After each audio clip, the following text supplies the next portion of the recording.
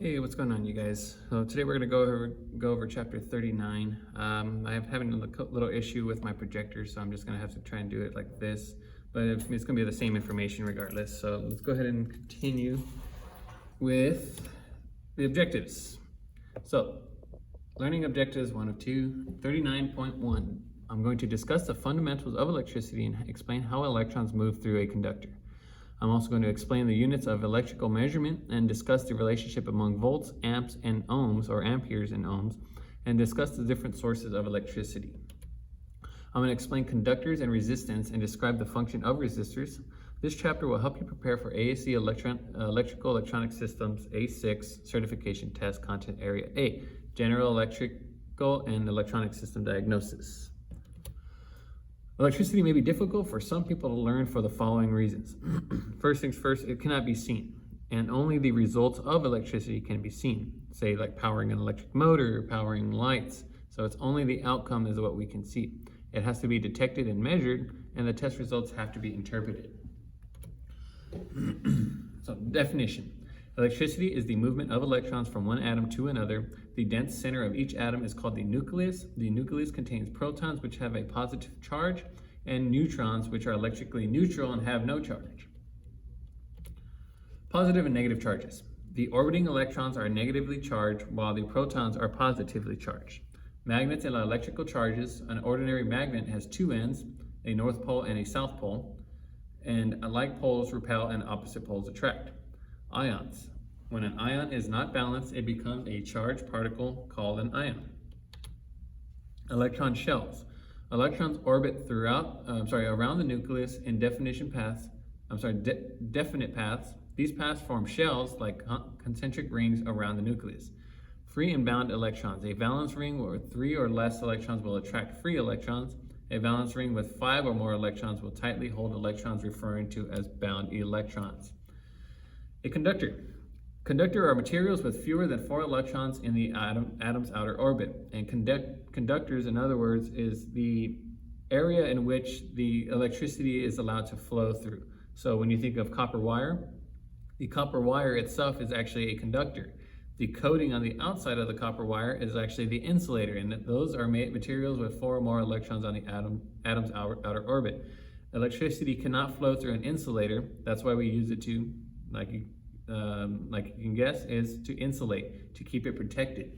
Semiconductors, materials that are exactly 4 electrons on their outer orbit, neither conductors nor insulators, they are considered semiconductors. A semiconductor is used to, say, rearrange and to convert AC to DC, DC to AC. It's used also to help store and hold electricity. We're going to get into those a little later on. I don't want to get too deep into it. An atom in the left, electrons orbit protons in the nucleus, just as planets orbit the sun in our solar system. So as a hydrogen atom, as the electron orbits around the nucleus or the proton in the center, it's actually rotating around just as the same way that the universe is made up. It actually rotates around the sun. You have a center focal point, which is the nucleus, and then the electrons orbit around it. The nucleus of an atom has a positive charge, and the surrounding electrons have a negative charge. So you have positive charge in the center, and then the electrons actually orbit around it. It's not all in the same direction as it's showing like this. They actually can orbit pretty much in a perfect circle, but it's also in any order. In any direction. This figure shows a balanced atom. The number of electrons is the same as the number of protons in the nucleus. So this is a balanced atom. This is more of a typically the electricity cannot flow through because there is no imbalance inside the actual conductor. Unlike charges attract and like charges repel, so now we're talking about magnetism. So when you have 2 south poles, they're going to want to attract towards each other, and when you have north and south pole, then you're actually going to repel against each other. So if you have 2 north poles, they'll stick together, 2 south poles, they'll stick together. And we use actually magnetism to create electricity. Without magnetism, a lot of electricity cannot be, certain types of electricity cannot be generated. An unbalanced positively charged atom or ion attracts electrons from neighboring atoms. So if you have copper wire and you have atoms connected inside, it's going to transfer those electrons, and that's actually the movement of electricity. We have the energy being transferred through the electrons, which actually is, like you guessed, electricity. The hydrogen atom is the simplest atom. With only one proton, one neutron, and one electron, more complex elements contain higher numbers of protons, neutrons, and electrons. So the more in depth you get, it's showing that the silver atom actually has 61 electrons, copper atom has 29, aluminum has 13, and these are all actually conductors, and you can have electricity actually pass through aluminum, pass through copper, and also pass through silver. Electrons in the outer orbit or shell can often be drawn away from an atom to become free electrons. So it can actually pull electrons off, and that's where we actually get power flow. As the number of electrons increases, they occupy increasing energy levels that are farther from the center of the atom. So the more electrons we get to move, the more energy we're going to have, the more flow, the more pressure, meaning more voltage. So we have more energy, we have more electrons to move, the higher the voltage is actually going to be. A conductor is any element that has 1 to 3 electrons in its outer orbit. So a conductor is actually, when you hear of the word conductivity, or the ability to transfer electrons or ability to transfer energy. Copper is an excellent conductor of electricity because it has just 1 electron in its outer orbit, making it easy to be knocked out of its orbit and flow to other nearby atoms. So we can push this electron off the copper atom and actually move to the next one, and we keep transferring, and we can keep moving the electricity through the circuit. An insulator are elements with 5 to 8 electrons in the outer orbit, and with insulators we actually have no power flow because of the lack of imbalance of electrons on the outer edge. Semiconductor elements contain exactly 4 electrons in the outer orbit, and semiconductors, like I said earlier, we're going to go over later on. I don't want to confuse you guys too much in the first lecture. So what is electricity? Electricity is a movement of electrons from one atom to another. How electrons move through a conductor? We have current flow. For current to flow, there must be an imbalance of excess electrons at the end of the circuit and a deficiency of electrons at the opposite end of the circuit. So when you think of a battery, you have positive on one side, negative on the other. We have an imbalance of electrons in that battery. And if for us to actually balance it out, we need to be able to transfer the electrons from one side to the other, and that's where the circuit comes into play. Conventional theory versus electron theory. So the conventional theory is flow of electrons from positive to negative. Electron theory, the flow of electrons from negative to positive. Automotive applications use conventional theory. So when we talk about electricity and about the flow of electrons, we're actually talking about the movement of electrons or electricity through the circuit. They go from the positive side to the negative side. Current electricity is the movement of electrons through a conductor. So now they're showing you that the transfer of electrons as they make their way through, and they're actually making their way from positive to negative. The conventional theory in here, they're showing you just a quick little breakdown of a small circuit. You got power flow going through the wire, through the light, from the light down to the negative side of the battery. Units of electricity, ampere. The ampere is the unit used throughout the world to measure current flow. Volts is the unit of measurement for electrical pressure. So electrical pressure is the amount of energy that we have the capable, like 12 volts, 24 volts, that is actually voltage, and it's the electrical pressure. Ohms, or resistance to flow current through a conductor, is measured in units called ohms or resistance. Watts, a watt is an electrical unit for power, the capacity to do work.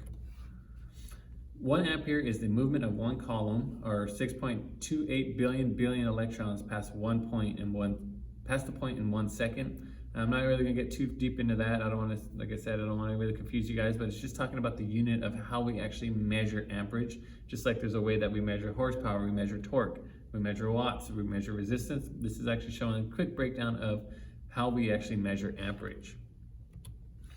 An ammeter is installed in the path of electrons similar to the water meter. Using a measured flow of water in gallons per minute, the ammeter displays current flow in amps. So basically it works the same way as like a water meter does. It'll actually show you how much current is actually flowing through that circuit. Voltage is the electrical pressure that causes the electrons to flow through a conductor, and voltage is, as you guessed it, yes, like I said earlier, is electric pressure.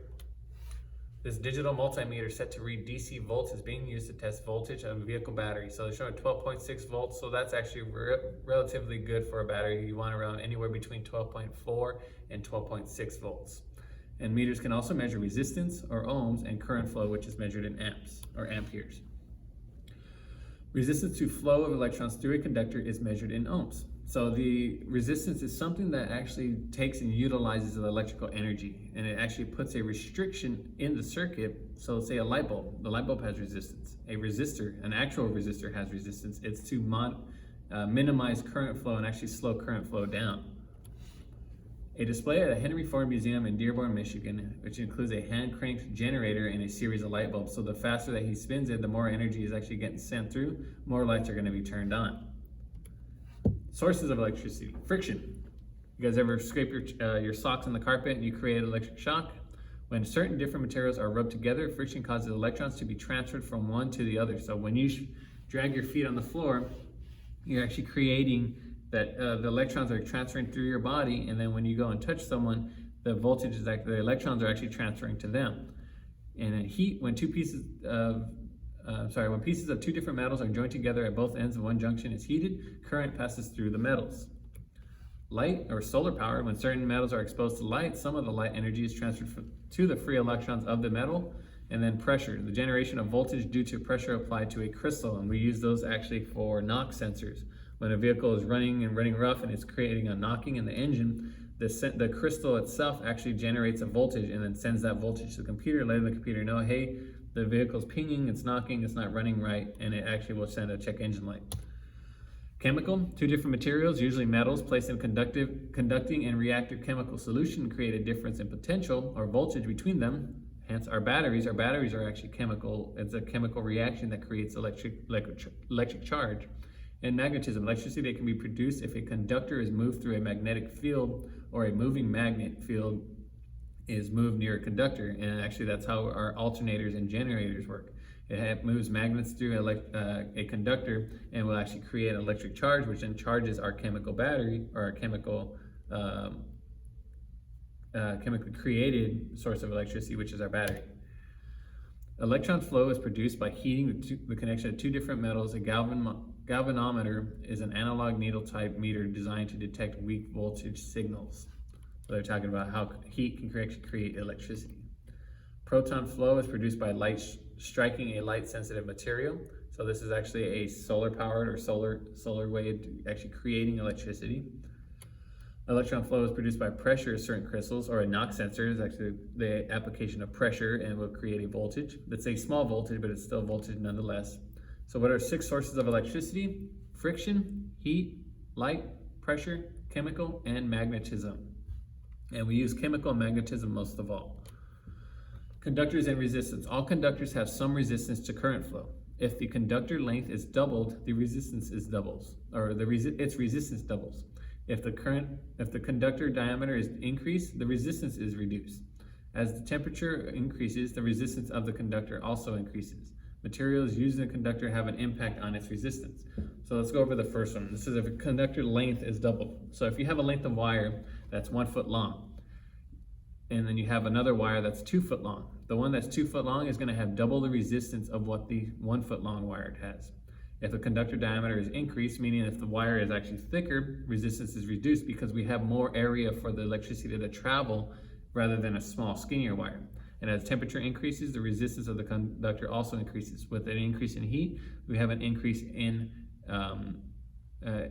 resistance, meaning that it's a lot harder for electrons to actually travel through something that's hotter than something that's colder.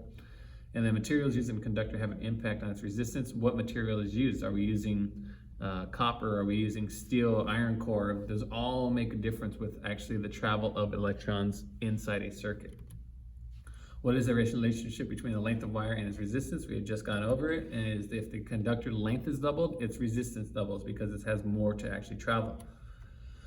Fixed resistors. Fixed resistors represent an electrical load or resistance to current flow. Variable resistors, a potentiometer is a 3-terminal variable resistor where a wiper contact provides a variable voltage output. A rheostat is a 2-terminal unit in which all of the current flows through a movable arm. So this is a figure shows a resistor color code interpretation. So when you're looking at these small resistors, and actually here's a picture of it, each one of these bars represents a certain amount of resistance.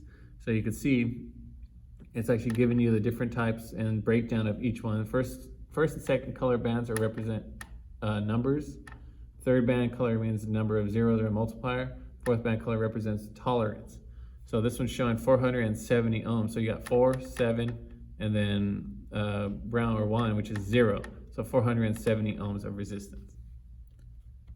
And there's it right there. These are usually for obviously like computer chips and computers themselves. They're more for like circuit boards. They're not really just displayed throughout the vehicle.